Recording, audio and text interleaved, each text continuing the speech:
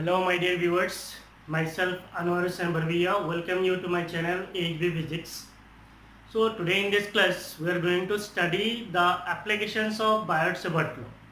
So in our syllabus we have an application. There is magnetic field. Magnetic field at any point on the axis of a circular current carrying loop. Means if you have a circular current carrying loop, मान लीजिए हमारे पास कोई एक circular current carrying loop है, say this is a circular current carrying loop है, ये क्या है, सर्कुलर है, इसके अंदर करंट फ्लो हो रहा है. So there is a circular current carrying loop on the axis of circular current carrying loop. What does it mean? Means this will be the centre. So at any point on the axis, so this will be the axis. तो axis पे किसी एक point पे magnetic field कितना होगा? What will be the intensity of magnetic field at a point on the axis of circular current carrying loop, that we are going to find out in this derivation. Now for this मैंने कुछ लिखा है, पहले देख लीजिए, बाद में मैं आपको एक्सप्लेन कर रहा हूँ पूरा figure. Consider a circular loop of radius r. तो हमारे पास कोई एक सर्कुलर लूप है, say this is a circular loop. So this circular loop has a radius, that radius is capital R, carrying a steady current I. इसके अंदर कोई एक steady current flow होता है, means that steady current is I in anti-clockwise direction. So current का direction कैसा है? Anti clock है. So the current is flowing in anti-clockwise direction. Is placed in YZ plane. इसको हम लोग कैसे रखेंगे? YZ plane पे रखेंगे. तो मान लीजिए ये x एक्सिस है, तो ये y एक्सिस है, so this is your z axis. x axis, y axis, z axis. तो हमारा कॉइल कैसा होना चाहिए? The coil should be in the YZ plane. कैसा होना चाहिए? ऐसे. ऐसा नहीं है, वहाँ पे तो ऐसे सुला हुआ, ऐसा नहीं है, ऐसा है. So the coil is placed in YZ plane. इसका मतलब ये Y और ये Z. तो YZ plane पे coil को रखना है, ऐसे YZ plane पे. To calculate the magnetic field at a point P, हमें क्या करना है? मैग्नेटिक फील्ड निकालना है किसी एक पॉइंट पे. That point is P on the axis of loop. ये कहाँ पे है? ये लूप है, तो लूप का एक्सिस पे है. So the point P is on the axis of the loop at a distance x from the center of loop. तो center of loop से point P तक का distance कितना है? x है. So center of loop से point P तक का distance x है. Consider a length element dl of the loop. तो ये जो हमारा सर्कुलर करंट कैरिंग लूप है, इससे छोटा सा एक लेंथ एलिमेंट लेना है. मान लीजिए छोटा सा लेंथ एलिमेंट है, ये तो छोटा फिजिक्स में बहुत बड़ा है, तो एक छोटा सा लेंथ एलिमेंट लेना है. Suppose that small length element is dl of the loop. The magnetic field at point P. तो इस पॉइंट P में जो मैग्नेटिक फील्ड होगा due to the length element dl, इस dl की वजह से इस पॉइंट P में जो मैग्नेटिक फील्ड होगा is given by using Biot-Savart law. इसको हम लोग किससे निकाल सकते हैं? बायोट-सावर्ट लॉ से लिख सकते हैं. तो पहले आप इस फिगर सीरीज कॉपी कर लीजिए, मैं आपको एक्सप्लेन कर रहा हूँ. कर लिए?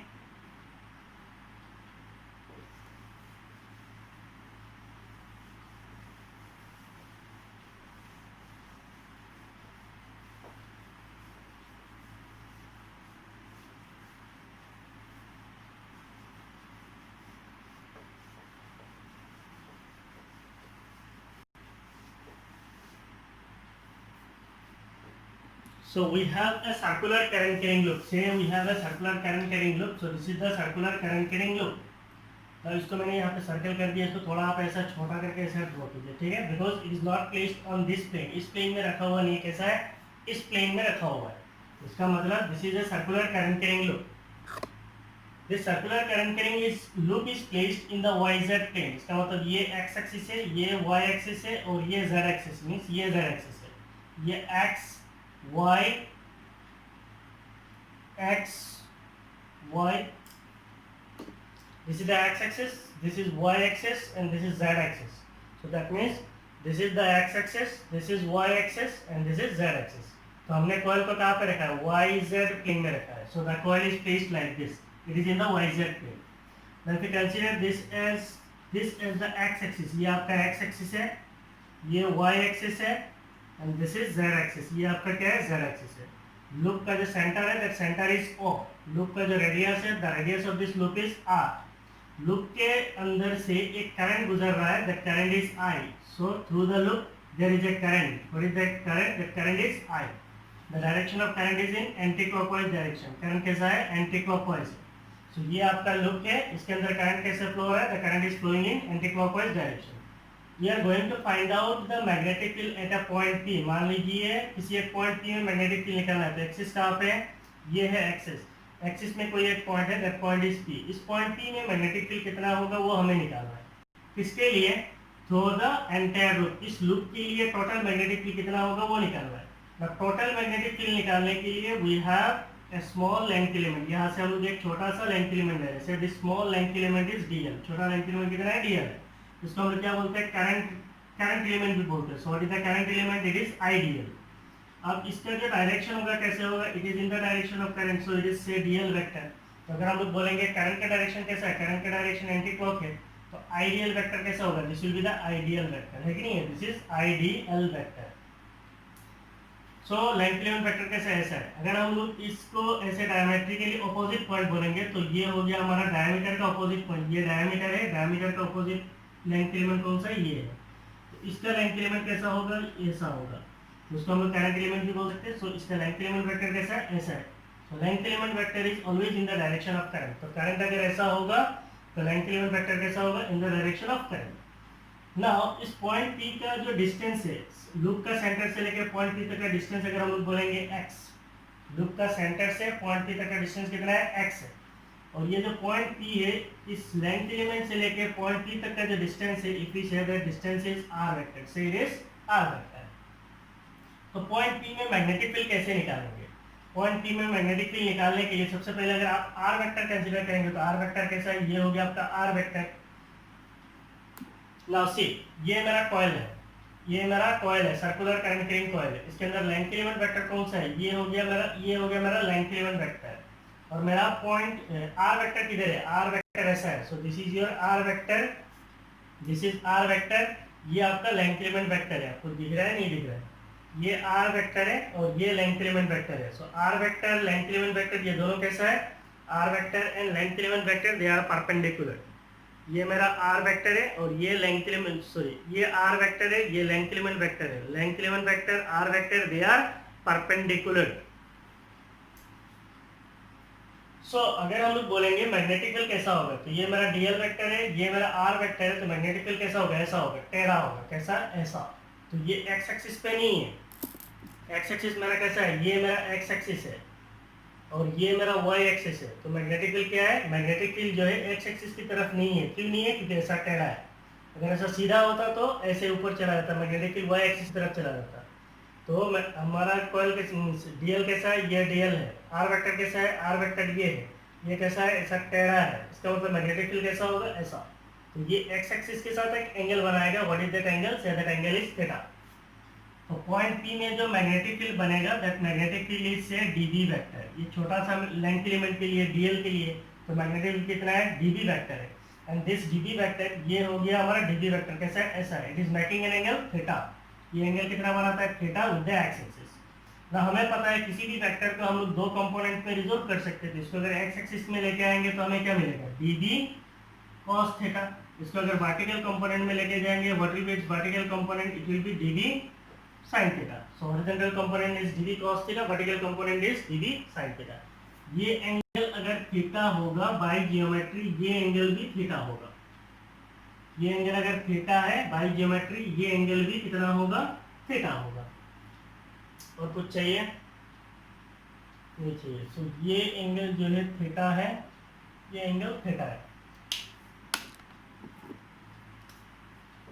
ये एंगल थीटा है और ये भी एंगल कितना है? थीटा है।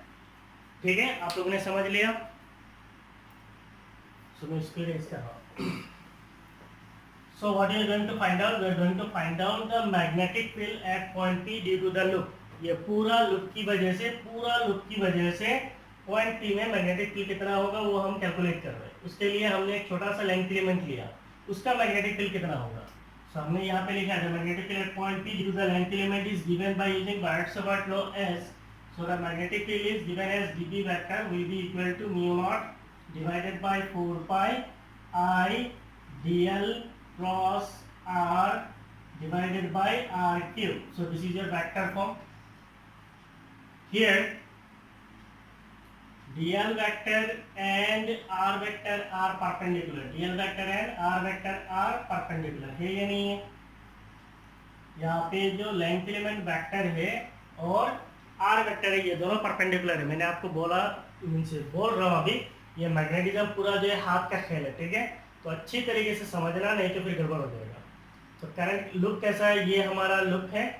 डीएल कैसा है, ये हमारा डीएल है। आर वेक्टर कैसा है, ये हमारा आर वेक्टर है।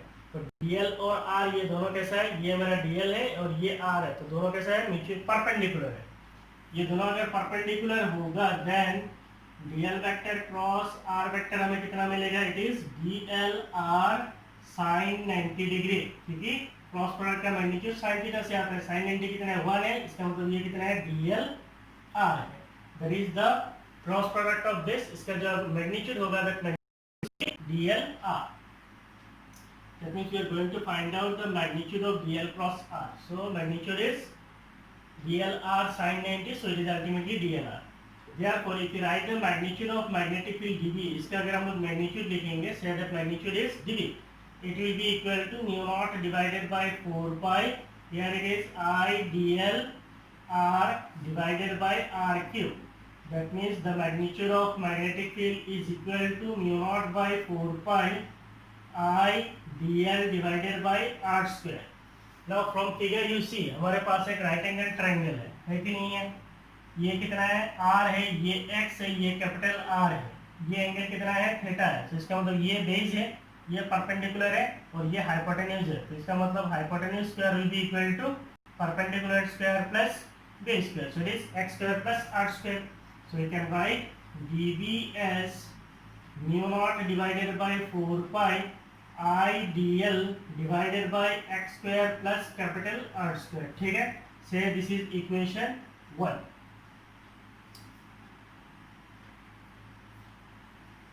Next, the magnetic field at point P. The magnetic field, कौन सा magnetic field? The magnetic field is dB vector at point P can be resolved. The magnetic field at point P can be resolved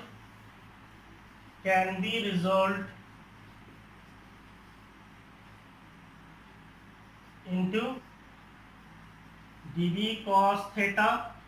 The magnetic field dB vector at point P can be resolved into dB cos theta along x-axis and dB sin theta, dB cos theta along x-axis and dB sin theta along y-axis. The contribution of perpendicular component, the contribution of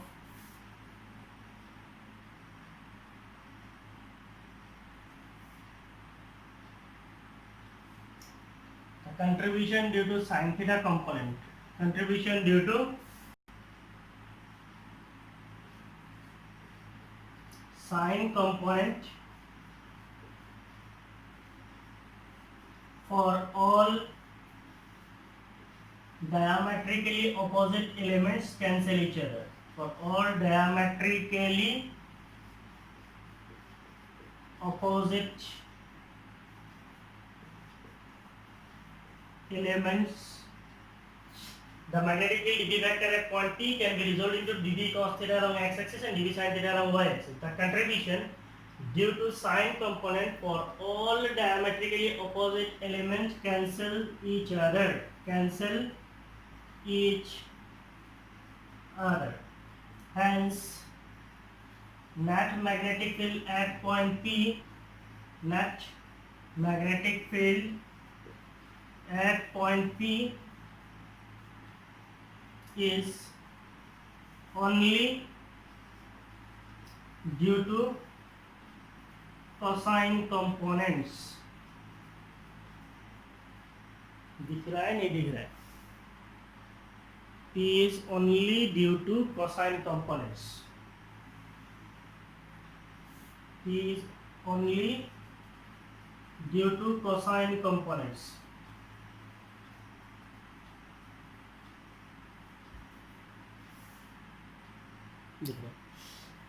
So मैंने क्या लिखा है, the magnetic field dB vector at point P can be resolved into dB cos theta along x-axis and dB sin theta along y-axis. So ये जो हमारा dB vector है, इसको हम लोग resolve कर सकते हैं dB cos theta along x and dB sin theta along y. The contribution due to sign component for all diametrically opposite elements cancel each other. इसका मतलब क्या है? यहाँ से अगर हम लोग एक लेंथ एलिमेंट dl लेते हैं, मान लीजिए इस पॉइंट P में अगर हम लोग पॉइंट P का डिस्टेंस कितना होगा, वही डिस्टेंस होगा, से दैट डिस्टेंस इज r। यहाँ पे जो मैग्नेटिक फील्ड होगा कैसे होगा, ये होगा मैग्नेटिक फील्ड dB वेक्टर। इसको रिजोल्व करेंगे तो इधर कितना आएगा, dB cos थीटा। इसको रिजोल्व करेंगे तो इधर कितना आएगा, dB साइन थीटा। अब देखिए ये dB है, इधर dB है, सो dB sine theta, dB sine theta, ये दोनों कैसे अपोजिट में है। इसका मतलब ये एक दूसरे को क्या कर देगा, कैंसिल कर देगा। तो इसका मतलब आप इस सर्कुलर लूप का कोई भी अगर डायमेट्रिकली अपोजिट एलिमेंट लेंगे, ये हमारा सर्कुलर लूप है, ये एक डायमीटर है, ये सेकंड डायमीटर है, ऐसे कितने डायमीटर होगा, there will be infinite diameter. सारे डायमेट्रिक अपोजिट एलिमेंट्स का जो साइन कंपोनेंट है, साइन कंपोनेंट का मतलब क्या है, dV साइन थीटा, ये एक दूसरे को कैंसिल करेगा। तो सारे साइन का मैग्नीट्यूड क्या हो जाएगा, 0 हो जाएगा। और जो नेट मैग्नेटिक फील्ड होगा वो किसके लिए होगा, खाली कॉस के लिए होगा, and that will be along x axis. Cos के लिए किधर है, एक्स एक्सिस की तरफ है। तो इस चीज को हमने लिखा है, the contribution due to sine component, जो साइन कंपोनेंट है for all diametrically opposite element, सारे डायमेट्रिकली अपोजिट एलिमेंट का जो साइन कंपोनेंट है कैंसिल ईच अदर, एक दूसरे को कैंसिल कर जाएगा। Hence net magnetic field at point P is only due to cosine component। इसीलिए जो net magnetic field होगा वो किसके लिए होगा, खाली cosine component के लिए होगा। ठीक है, तो सब लोग इसको लिख लें, ये नहीं चाहिए, एक दिखाने से हो जाता है।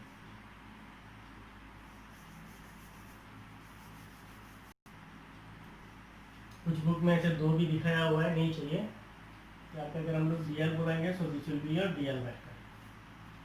कॉपी कर लीजिए।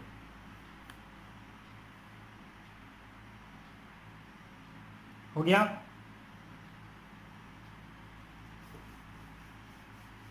अभी हमने देखा है पॉइंट P में जो मैग्नेटिक फील्ड होगा वो कितने हैं, 2 कंपोनेंट है, dB cos theta and dB sin theta. जितने भी dB sin थीटा होगा डायमेट्रिकली अपोजिट एलिमेंट्स के लिए, वो एक दूसरे को क्या कर जाएगा, कैंसिल कर देगा। सो नेट मैग्नेटिक फील्ड जो पॉइंट P में होगा वो किसके लिए होगा, खाली कोसाइन कंपोनेंट के लिए। इसका मतलब cos कंपोनेंट के लिए ही होगा। So if you right the magnetic field at point P, therefore the magnetic field at point P due to length element that is dl vector is, the magnetic field at point P due to length element dl vector is क्या होगा, it is dB, it will be equal to dB cos theta। जो magnetic field होगा वो क्या होगा, dB cos theta। और ये magnetic field किधर है, the magnetic field is along x axis, तो इसके लिए हम लोग लिख रहे हैं dBx will be equal to dB cos theta। So what is dB? Just now we have calculated, it is mu naught divided by 4 pi।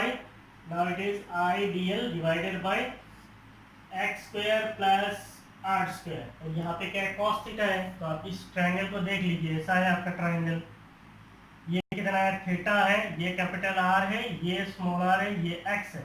तो ये बेस है, ये परपेंडिकुलर है, ये हाइपोटेन्यूज है। तो इससे हम लोग लिख सकते हैं R square is equal to X square plus are square. अगर आर लिखेंगे तो ये क्या हो जाएगा, X square plus are square whole power 1/2।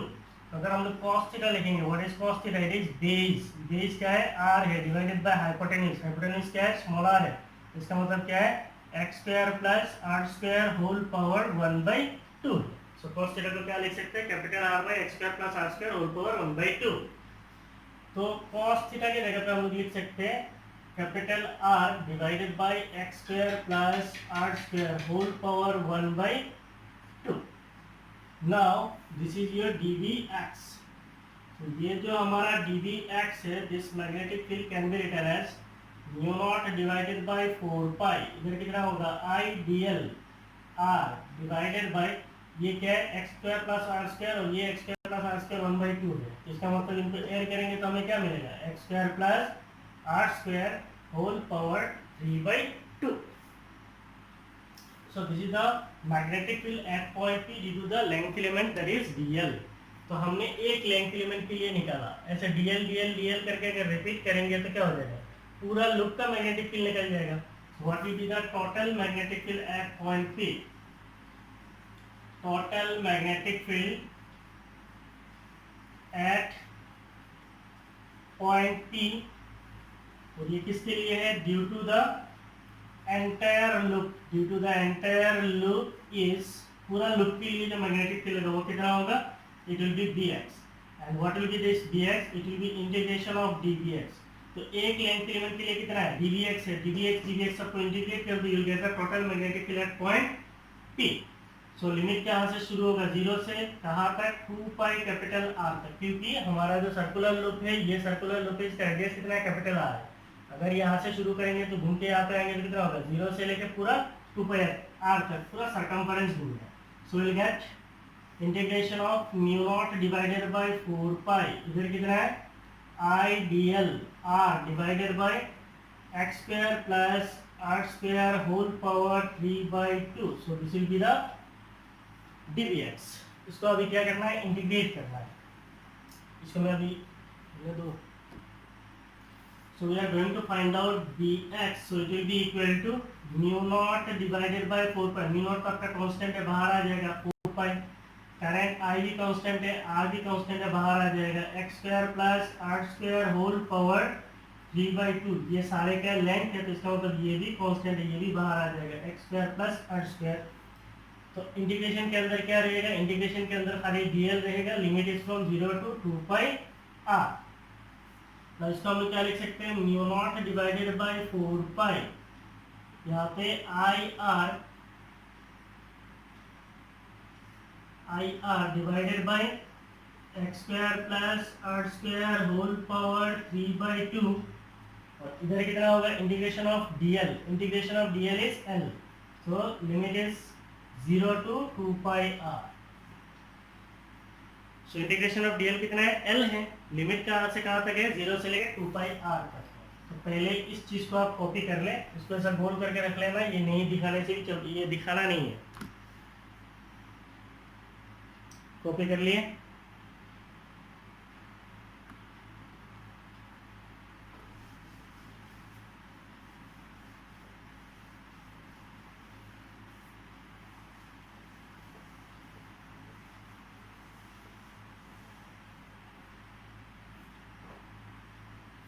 So what will be bx? bx will be equal to mu naught divided by 4 pi। इधर कितना है? I r divided by x square plus r square whole power 3/2। और इधर अगर limit substitute कर देंगे तो हमें क्या मिलेगा? 2 पाई r माइनस 0, सो अल्टीमेटली 2 पाई r। तो ये पाई कैंसिल हो जाएगा, ये 2 से इधर कितना आ जाएगा? 2 आ जाएगा। तो अल्टीमेटली आपको bx कितना मिलेगा? bx will be equal to mu naught I r into r, so it is r square divided by 4 में रहेगा 2 रहेगा x square plus r square whole power 3/2। So this is the magnetic field और the total magnetic field at point P। तो ये point P में जो total magnetic field है पूरा लूप के लिए वो कितना है? इतना है। सो इस चीज को अगर हम वेक्टोरिकली लिखेंगे, then how can you write it vectorically? If you write vectorically then magnetic field bx vector will be equal to bx के साथ क्या आएगा? आई कैप आएगा, क्योंकि मैग्नेटिक फील्ड का डायरेक्शन किधर है? मैग्नेटिक फील्ड का डायरेक्शन है अलोंग एक्स एक्सिस, तो इसलिए क्या आएगा? आई कैप आएगा। तो अगर हम लोग बोलेंगे bx vector then it will be equal to this is your bx, so it is mu naught I R square divided by 2 x square plus are square whole power 3/2। इसके साथ क्या आएगा? आई कैप आएगा। ये जो डेरिवेशन है ये आपका एग्जाम के लिए बहुत ज्यादा इंपॉर्टेंट है, ये 5 मार्क के लिए डेरिवेशन आता है, ठीक है? So vectorically you can write magnetic field vector as mu naught I r square divided by 2 x square plus r square whole power 3/2 I cap। ये I cap क्यों है? क्योंकि इसका जो नेट मैग्नेटिक फील्ड है वो कौन सा डायरेक्शन में है? The net magnetic field is along x direction, इसीलिए I cap आएगा। इसका एक स्पेशल केस आता है, ये स्पेशल केस है what is the magnetic field at the centre of loop. ये जो लूप है इसका सेंटर पर मैग्नेटिक फील्ड कितना होगा? So the magnetic field at the center of loop, the magnetic field at the center of loop is found by putting x equal to 0, x equal to 0, तो यहाँ पे अगर हम लोग बोलते हैं मीन्स इस लूप के सेंटर पर मैग्नेटिक फील्ड कितना करना है, ये पॉइंट पी को उठा के कहाँ पे लेके आ जाना, सेंटर पे लेके आ जाना। पॉइंट पी अगर सेंटर पे आ जाएगा तो x का वैल्यू कितना हो जाएगा, x का वैल्यू 0 हो जाएगा। Therefore we'll get the magnitude of magnetic field dx vector as magnitude नहीं with direction, तो हमें क्या मिलेगा इधर mu naught I R square, मैं एक साथ लिख दूँ इधर आप लोग देखिए, ये हो जाएगा mu naught I R square divided by 2 x square plus x square तो अभी नहीं है, एक्स कितना है 0 है, तो 0 square plus are square whole power 3/2, तो इधर कितना होगा आर स्क्वायर होल पावर 3/2, ये 2 गया, तो आपको क्या मिलेगा mu naught I R square divided by 2r, और ये क्या है क्यूब है 2r क्यूब, तो ये फिर से आपको कितना मिल जाएगा mu naught I divided by 2 और क्या बचेगा 8r बचेगा। तो इसका मतलब in simple we can write it is mu naught I divided by 2r and the direction is along x axis. Magnitude कितना होगा mu naught I by 2r, magnitude mu naught I by 2r। So this is the end of this derivation। आप लोग इस derivation को copy करें, हो गया। So this is the end of this topic। In coming class we'll meet with 3 numericals based on Biot-Savart law। Till then आप लोग ये दोनों वीडियोस को अच्छी तरीके से देखते रहिए। Thank you, bye bye.